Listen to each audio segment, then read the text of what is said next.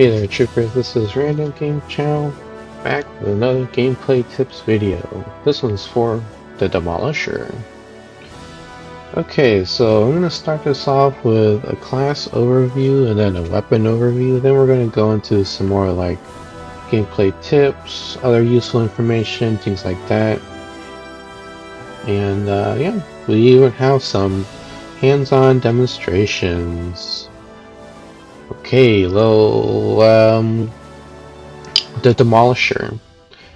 What is this class and what does it do?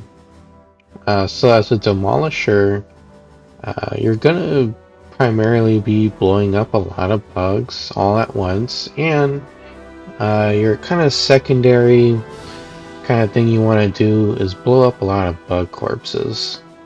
Because with a carnage system, if you leave the corpses on the battlefield, it blocks line of sight and it's hard to navigate.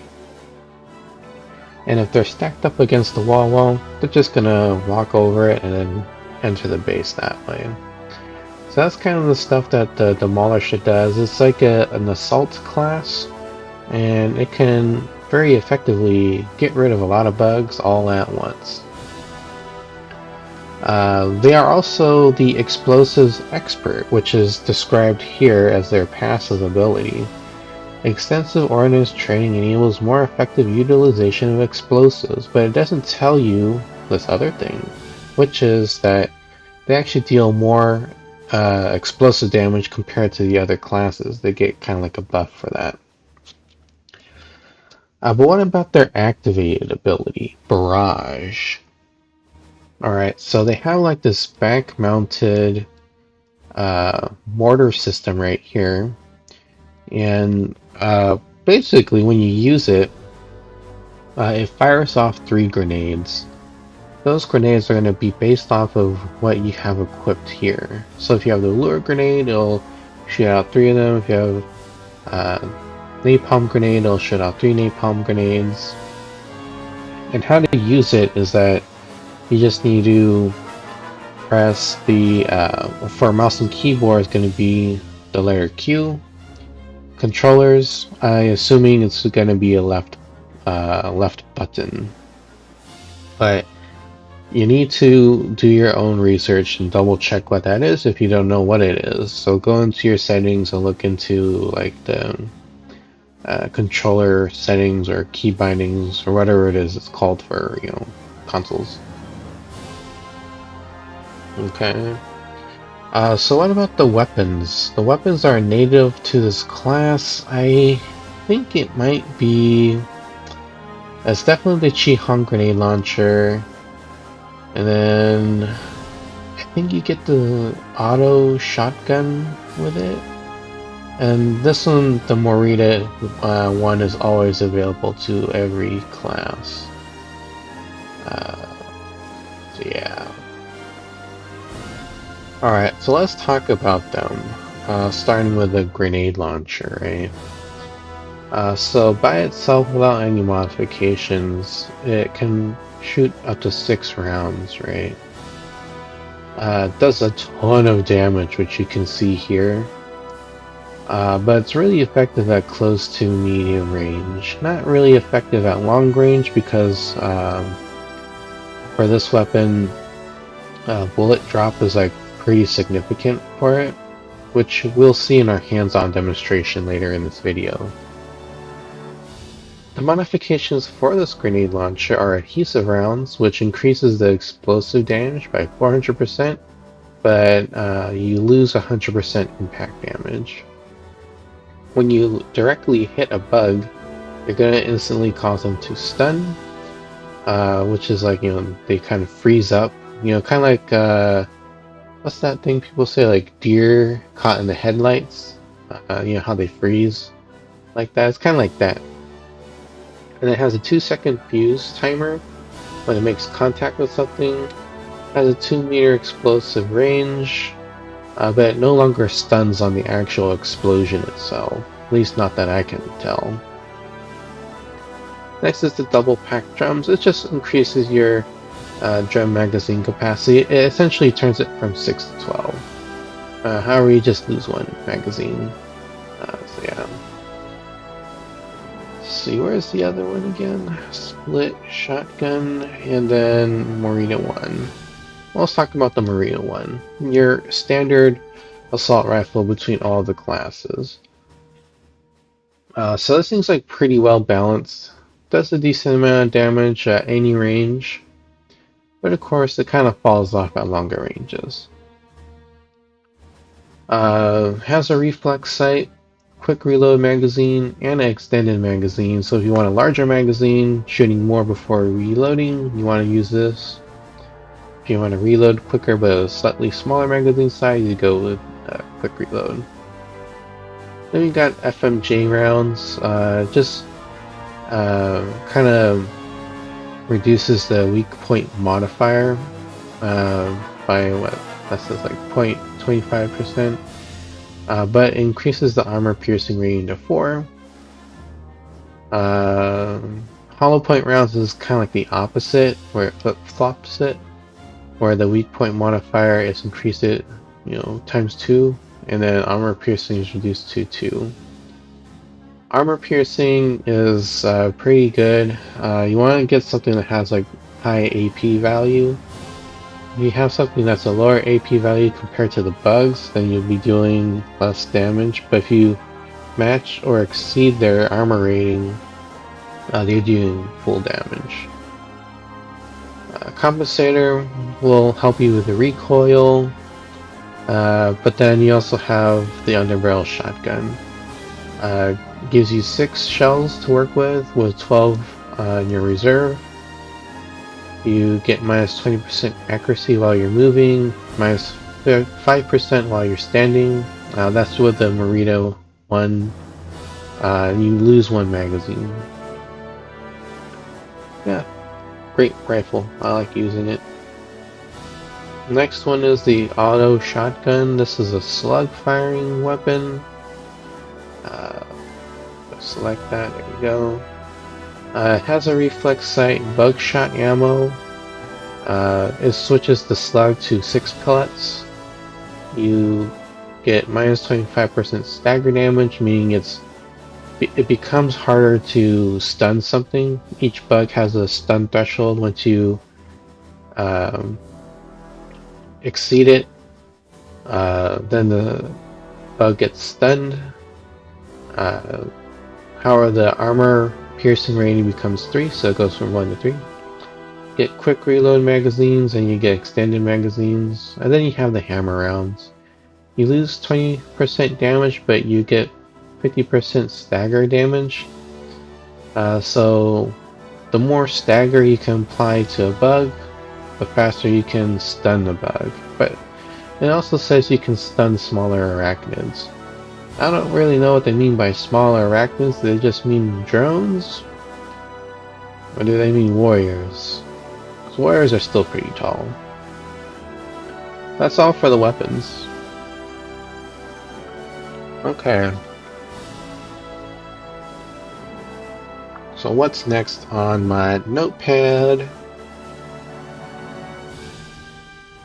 Okay. So let's just take a quick little break from this interface. And let's go to the building tutorial, since we're still kind of doing the introductory part to the class and talking about weapons a little bit.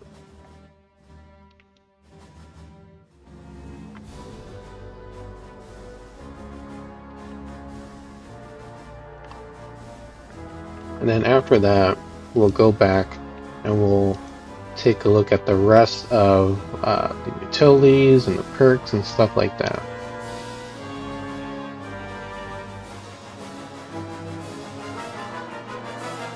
Okay, so the grenade launcher, right? Say for example, I want to hit the structure like in the middle here. If I aim directly at it, let's see what happens. You see that the explosion didn't quite reach the actual intended target. So you see these like thin horizontal lines for your crosshair. Use those to help you gauge how far up you need to aim when you're using this thing. Okay. So I have the topmost line here centered in the middle, but I think you need to use the third from the top line. So let's see if that's enough. Not quite. As you can see, it's still short a little bit, so we're going to aim up a little bit higher.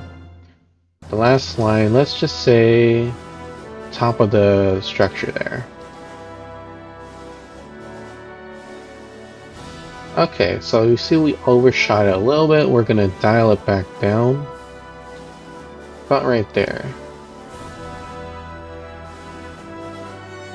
Still a little too high because we want to aim for the middle, right?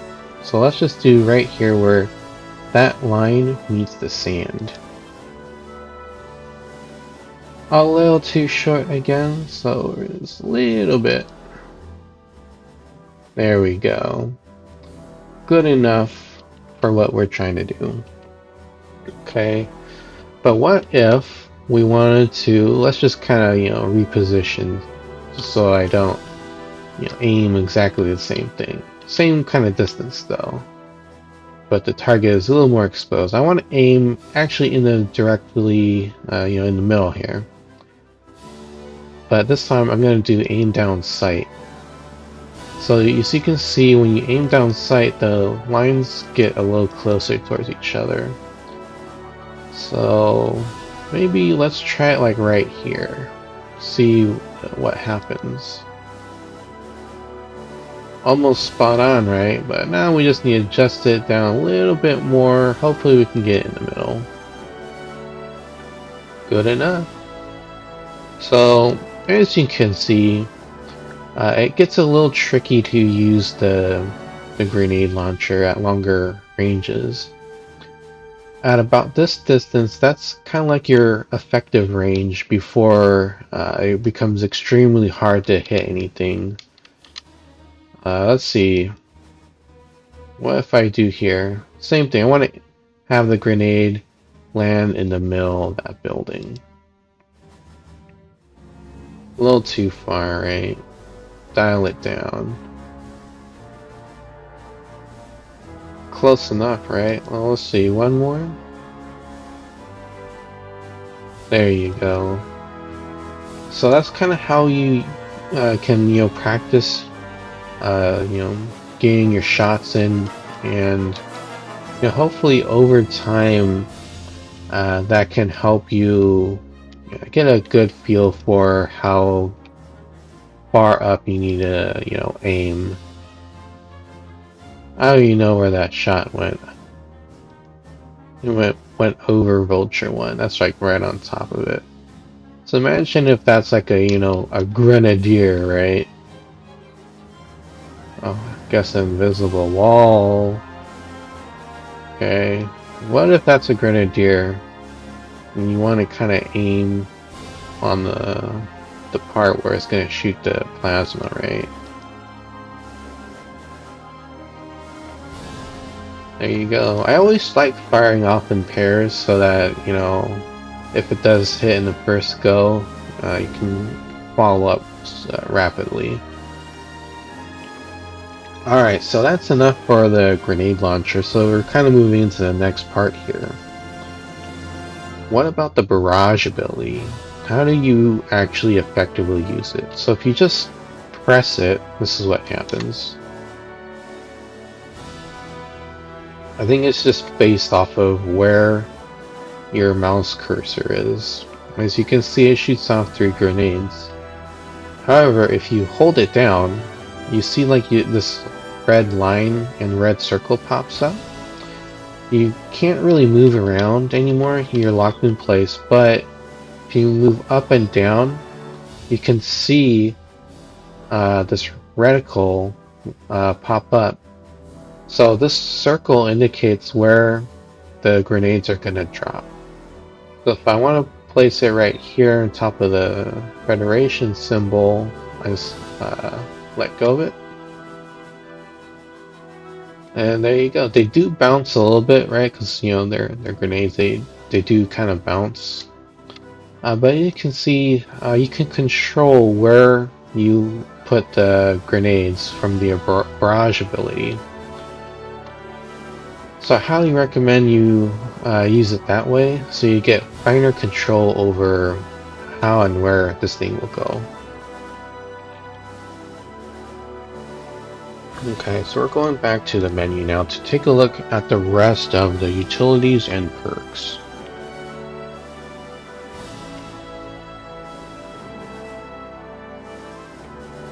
Alright. So for the utilities, we only get like 2 of them.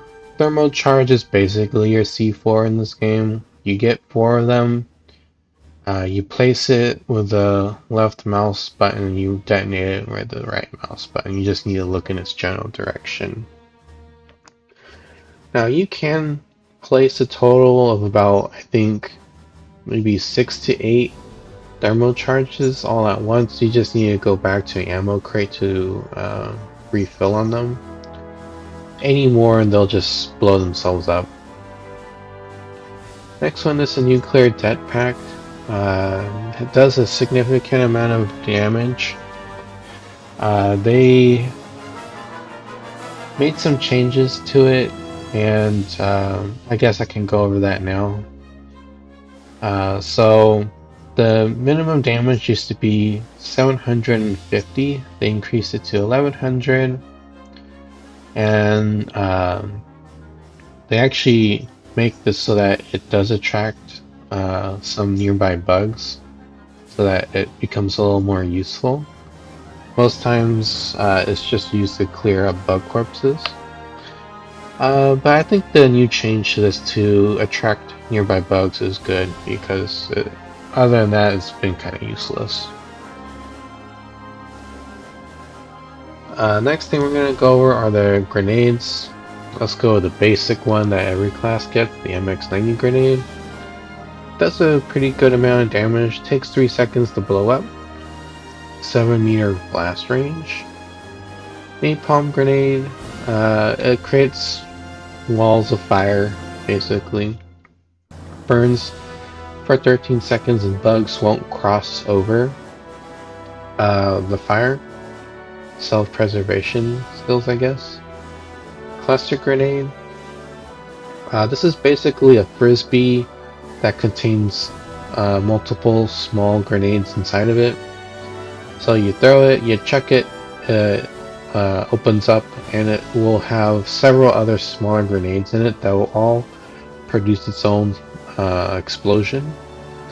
It does a lot of good stun, so if you're looking to slow down a crowd of bugs, this is something you might want to look into. The lure grenade, they changed this so that instead of attracting 10 bugs per grenade, it's reduced to 4. Medium area damage with a medium blast radius. So this thing is pretty much the same as, like, you know, the MX90 in terms of like explosive yield. At least that's what I assume. And I don't even think it changes the... Yeah, see, it still says it's the MX90. It just has some extra gizmos in it, I guess. And then when it detonates, the first detonation, it's gonna produce like a green holographic figure, and then that's what attracts the bugs. And then after X amount of time passes, this thing will detonate just like a MX90 would. By far the most popular grenade is the lure grenade. We'll talk more about napalm and lure grenade and which one you should use. Okay, the perks, let's just talk about all of them. First one is going to be Watkins trigger. You're just going to blow yourself up when you get downed by a bug, and you're going to try to take bugs with you.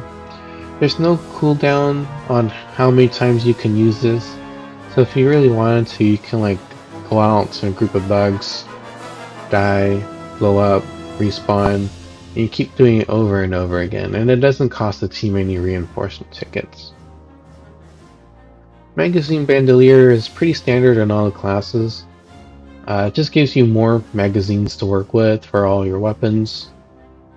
Improved grenade cooldown. It just reduces the grenade cooldown duration so you can get your grenade back faster. This does not apply to the Barrage Ability, it's just the one that you can throw. Utility Satchel, that's pretty standard for all the classes. You get +1 utilities. Next is Prosthetic Servos. It increases your throw distance by 1.5 so you can throw the grenades further. You can throw canisters further. And it increases your melee damage by 2 and adds a little bit of a knockback.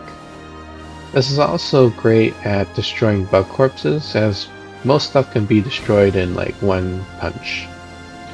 So if you like boxing and you want to get a little crazy with bugs in the face, this is the thing you want to equip. Next is Extra Primary. This allows you to carry another primary weapon. Galactic Perks, any class can use these. Fighting Retreat, you get plus 33% backwards movement speed, you get 50% hipfire recoil reduction, you just gotta be below 50% health. Utility Utilization, it gives you +1 to all your utilities, but you lose 50% repair tool speed. Leadline Plates, you get 33% damage resistance to all forms of damage. It's very good. However, there's some negatives about this perk, because you gotta balance it out, right? You are carrying more plates on you that might be heavier, I guess, so you're gonna be jumping less. You're not gonna be able to jump as high, so minus 33%, and you get minus 50% climb speed. It's so gnarly. That's why I don't like it, because I already have a lot of issues climbing and mantling in this game. I'm always affected by that mantling bug, so I hardly ever use this thing. It makes that process more difficult to deal with. But if you have no issues mantling and you don't have that kind of bug, yeah, you might want to consider using it. Okay, so that's all about the weapons and things like that. So the next thing we're going to talk about is the best set of perks that you should consider using. So we're going to start off with the ones that are here, that are already selected. So first one, Prosthetic Servos. Why is it good and why you should consider using it? Well, this one's great because it helps you throw your hand-thrown grenade further. Also, it allows you to destroy bug corpses by punching at them. And you can actually kind of keep up with an engineer and their shovel when they're trying to clear corpses. So another aspect about this class is that it's kind of assault and support in a way. Supporting teams, because if you have prosthetic servos, you can get rid of the bug corpses. The thermal charge and the nuclear deck pack can also get rid of corpses, but like if you run out of those things, well, you can't do it no more, but you never have to reload on your punches, right? Next thing is the Watkins trigger. This allows you to get pretty aggressive with your gameplay. You go out, fight some bugs, get downed, trigger Watkins trigger, and you blow all the bugs up around you. And remember, it doesn't cost the team any tickets, so you can like spam this like really fast if you really want to. So yeah, that's why I like using Watkins trigger. This allows you to go out literally with a bang. Next one is an extra primary perk. I really like using this because there'll be a lot of situations where you're only going to be facing maybe 1 to 2 bugs at a time. And sometimes I don't like wasting a grenade on, like, a shot from the grenade launcher just to clear up, like, 1 to 3, bugs. That's why I like using that perk. It allows me to have another primary weapon to help me clear up those single targets. But the best weapon that I like to use when I have that perk equipped is the Merida Hawkeye, because this thing is like your marksman rifle. It's a single shot, but it can perform well at any range. Say, for instance, if a gunner is sniping you from extremely long ranges, you wouldn't be able to kill it easily with the grenade launcher because of the vertical distance you have to aim, to try to compensate for the bullet drop. And that process can take a lot of time. By the time you have it dialed in, the gunner's probably killed you at that point. Or it's killed another trooper. So it's better to go with a Merida, Hawkeye, and just kill it in 4 hits. So those are the ones that I primarily use. But what are some other stuff that could be helpful for this class? So the honorable mention is the improved grenade cooldown.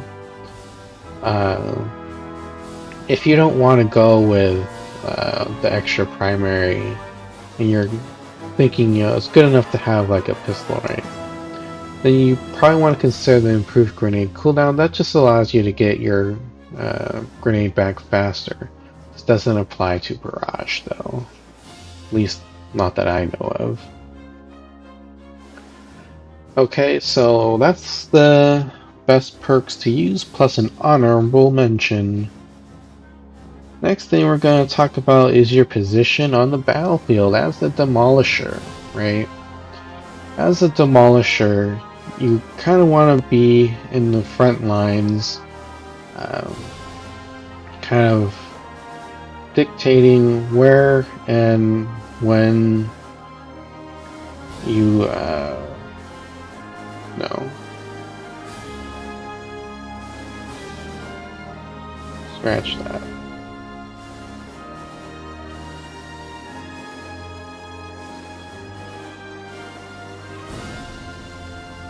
Alright, so now that we talked about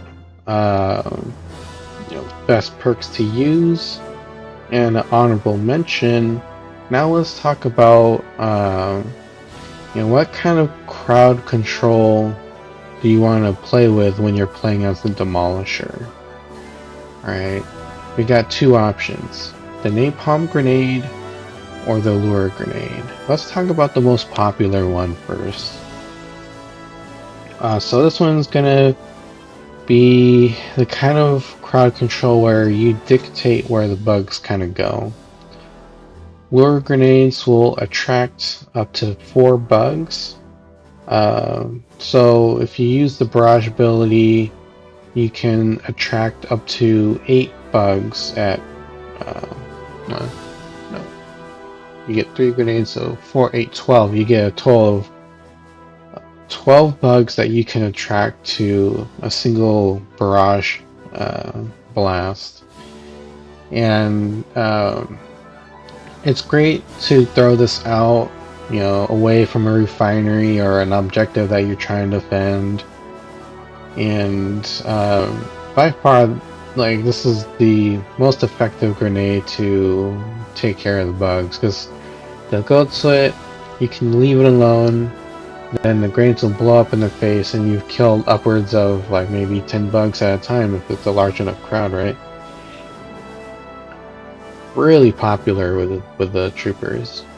Next one is the Napalm Grenade. So this one's great if you really want to prevent the bugs from entering a specific area. Say, for instance, a breached wall or a blown up bunker. you know, you can't repair a structure if the bugs are sitting on top of the blueprint area. So if you want to help with that aspect of support for the team, throw the napalm grenade out those locations. The bugs won't cross the line of fire. Literally, it's a line of fire.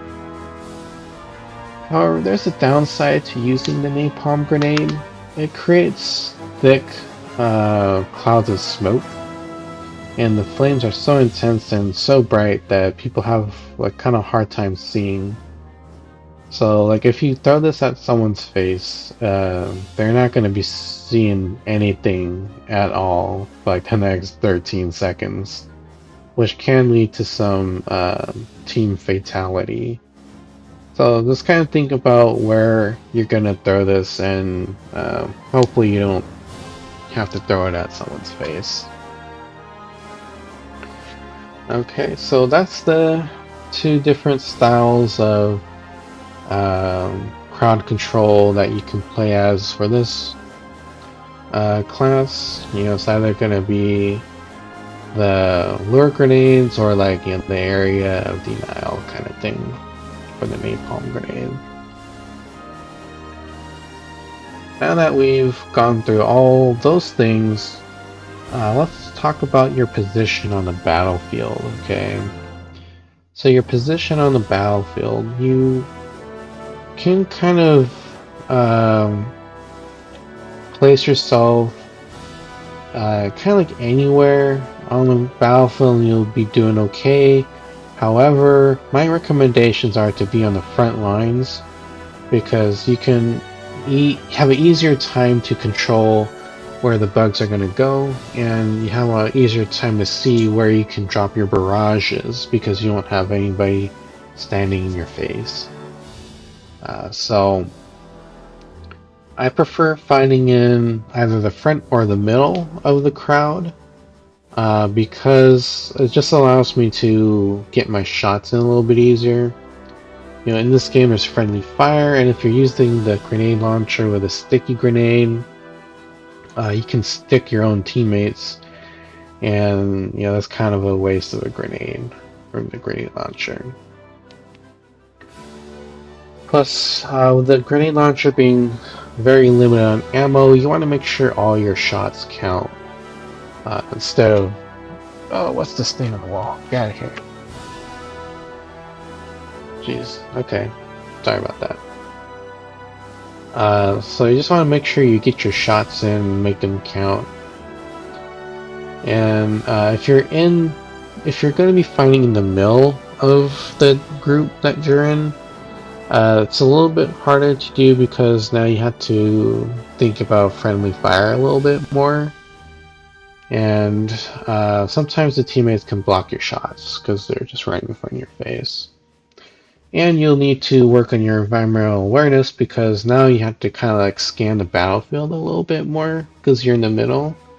But being in the middle will allow you to react to threats a little quicker because, for example, if you're on the front lines and an ambush pops up in the rear position of your group, then you have to like turn around, and you gotta like maybe you have to reposition yourself to get back on the front lines. So you know, each position has its own advantages and disadvantages. But that's just kind of what I think would be best for how to like, you know, play the Demolisher, like, you know, where to, you know, place yourself when you're out there in the game. Let's talk about loadout recommendations. So this particular setup is what I typically use for this class. If it's not the Hawkeye, then I'm using the flamethrower.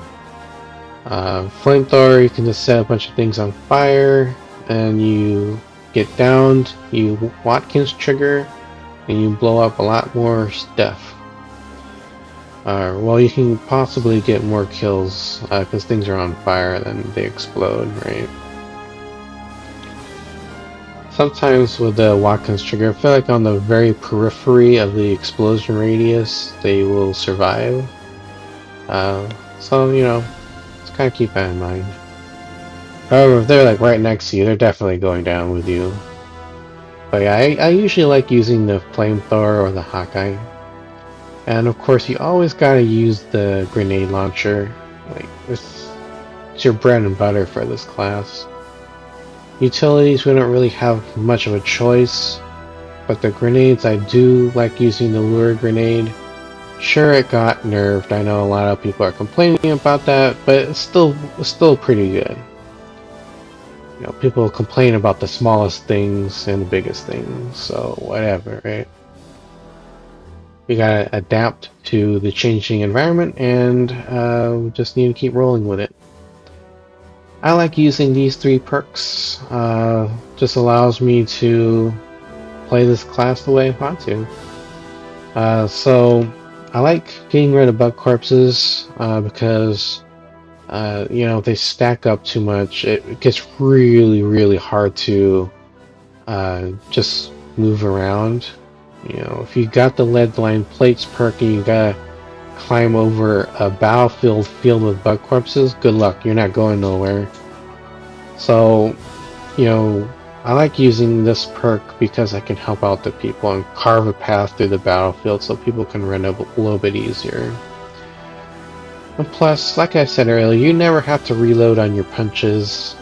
These things, it takes time to place and set them and, you know, trigger them to explode. So I don't often really use these all too much. But, you know, these things, remember, you can also get rid of bug corpses. The Watkins trigger allows me to be super aggressive. I love blowing things up. And this perk will allow me to just get right in the bug's face. You know, might get a few of them, and then when I eventually go down, I can totally make another big explosion and go kaboom in someone's face. Now, if you really want to make sure you go out with a big bang, you throw the lure grenade at your feet, the bugs will come to you, and you keep fighting until you go down. And there most certainly will be a large crowd next to you at this point because of the Watkins trigger, and then you just blow yourself up. And then the extra primary, that's allowing me to be even more versatile in the battlefield. So that's how I get the Hawkeye. Those are the things I recommend for your loadout. But keep in mind that, you know, the Hawkeye is not native to the Demolisher. So you need to max level this thing. But this is what I like to run on it. Okay.